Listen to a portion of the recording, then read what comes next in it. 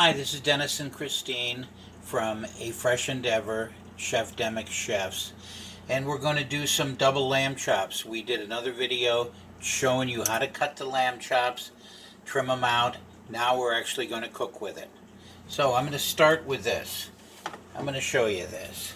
These are the lamb chops. It's got salt, it's got some cracked pepper on it, and some lemon zest, and that's it. I'm going simple today. Until we get to the sauce. Nice olive oil. Sizzly. All right. So I preheated this, so we're going to, should be ready to go. These are double lamb chops. Basically what it is you take a lamb rack, and you take, and there's usually 8 bones there, and you take every other bone out. Trim it up nicely, take every other bone out. Why? Because it's so much better to eat this way. I love double lamb chops. We're going to start with that. Look at those beauties. I have a little end piece here that I cut off. That's why you see an extra one that's tiny. And I'm sticking homemade lamb broth right next to that, because that's going to be used in our sauce. We have a separate video on how I made the lamb broth, and a separate video on how Dennis cut the double lamb chops.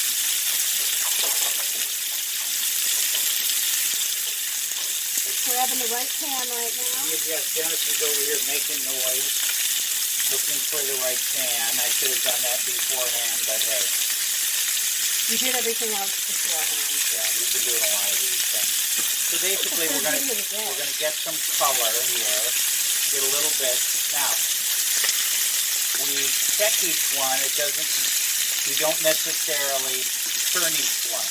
Remember that. Cooking is, that's what cooking's all about. Is you just because you turn one, if something's nice and brown, that's fine. If it's not nice and brown, you turn the one that is, and then so that you can get things about all the same. It's a little bit easier on a grill if you're working on a grill, because then you can control the heat with a pan on top of the stove. It all depends on how big a surface the base is and whether everything's heating all together. And once you can make a decision on the actual grill we want to buy and quit arguing about it, you'll see some grill work going. In the meantime, in the air conditioning, pan searing, lamb's going to be wonderful. To be quite honest, I'd rather be inside right now. Yeah. And I do love grilling, but I'd rather be inside. So anyhow, you get a little bit of color on each side there. How much color you want, totally up to you. I think this is good for us. I'm also going to be finishing these off in the oven, so they're going to get a little bit more color on them after this.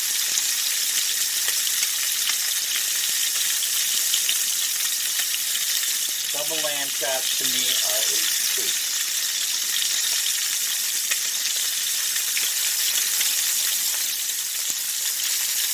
Yeah, single lamb chops to me, especially the rib chops are always too thin.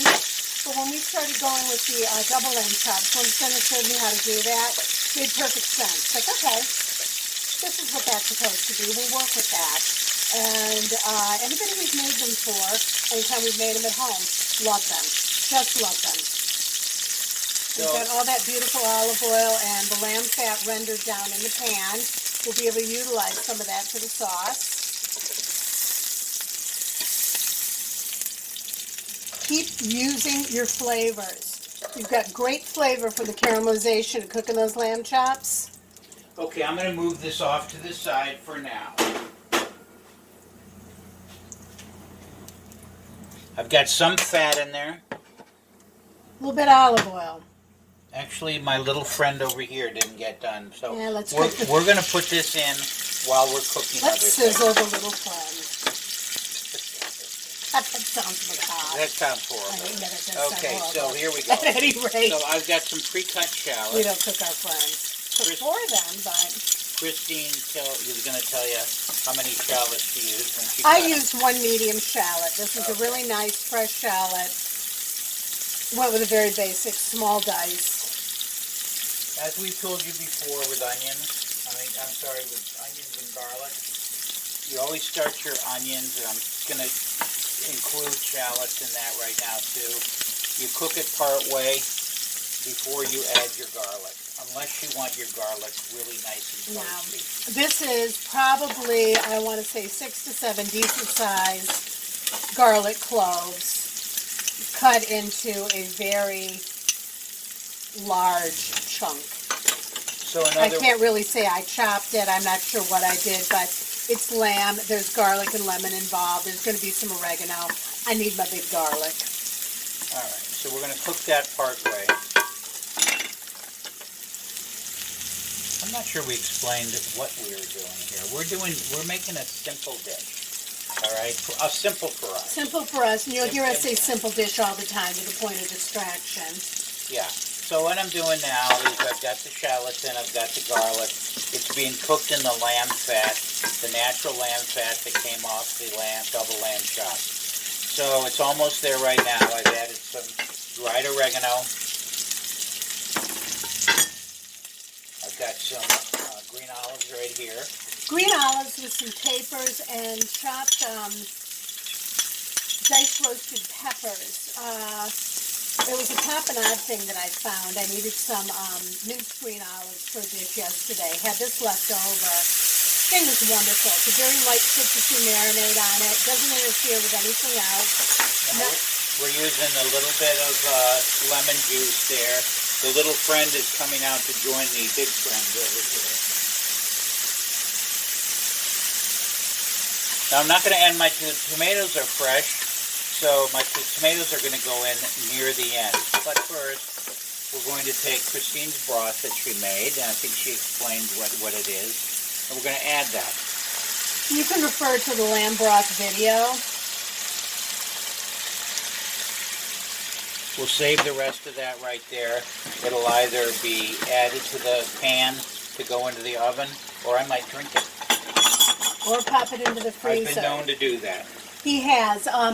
Bone broth is so good for you. I mean, there's so many, you end up with so much more nutritional value than you do just from a weak store-bought chicken broth, which they all have their purposes. But if you really want to up your flavor, up your health count in anything that you're doing, use a bone broth. And if you've got bones around, refer to the video. We'll be covering a lot more of that in the future. I'm going to add a little bit more of the dried oregano. Oregano, lemon, garlic, they'll never be enough for anyone in this house, so.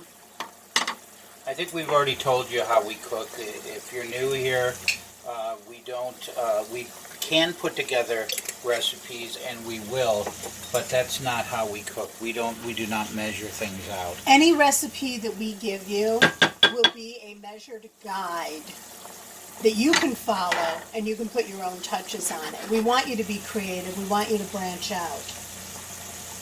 Now, if I wanted the tomatoes to stay raw like this or barely cooked, then I would go ahead and wait till the end. But I'm going to add them now because I do not mind if they dissolve into the liquid. There's so many opportunities with this meal to add good produce too. You've got some beautiful color here. We're going to be adding some fennel and spinach to a side dish and a little sauteed arugula.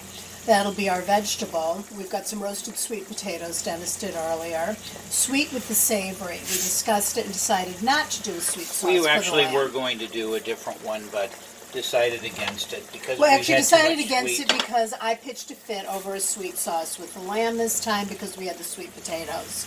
Dennis was actually very sweet about it. Dennis is never sweet. So That's don't let that rumor get started. So anyhow, clean as you go.